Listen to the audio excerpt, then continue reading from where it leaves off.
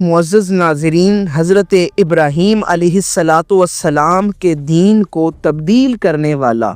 اور عربوں کے اندر بت پرستی کی ابتدا کرنے والا شخص کون ہے؟ اس حوالے سے حضرت ابو ہریرہ رضی اللہ تعالی عنہ سے مروی ہے کہ حضور صلی اللہ علیہ وسلم نے ارشاد فرمایا کہ معراج کی رات مجھے جہنم دکھائی گئی۔ میں نے جہنم کے اندر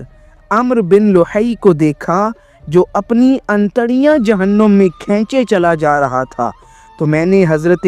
جبرائیل رضی اللہ تعالیٰ عنہ سے پوچھا کہ یہ کون ہے؟ تو حضرت جبرائیل علیہ السلام نے فرمایا ہوا اول من غیر عہد ابراہیم وسیب السیب، کہ یہی تو وہ پہلا شخص ہے کہ جس نے ابراہیم علیہ السلام کے دین کو تبدیل کیا تھا اور اللہ کے سوا دوسروں کے نام پر، غیر اللہ کے نام پر، بتوں کے نام پر اس شخص نے جانور چھوڑے تھے اور اس نے بت پرستی کی ابتدا کی تھی۔ تو حضرات محترم، پتہ یہ چلا کہ عمرو بن لحی نے عربوں کے اندر بت پرستی کی ابتدا کی تھی۔